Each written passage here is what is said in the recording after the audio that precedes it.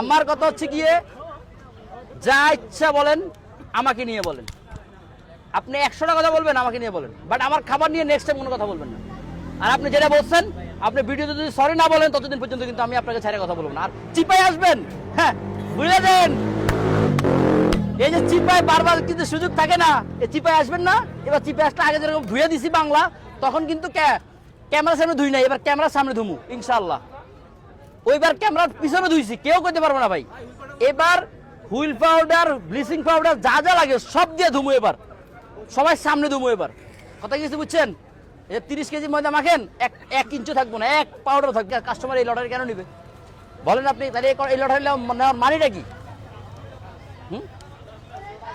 আমার কথা হচ্ছে ব্যবসা করেন হালাল ভাবে, যতটুকু করতে পারেন করেন ভাই। আমি তো কারো মানে দানে মুড়ি দেই নাই, আমি তো আপনাকে নিয়ে কোনো কথা বলতে চাই না। আপনি কেন বারবার আমারে খোঁচা মারেন?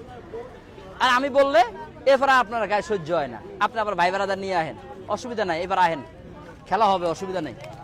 জাকির ভাই সমস্ত প্রস্তুতি নিয়ে রাখছে, আসবেন তো, খেলা হবে।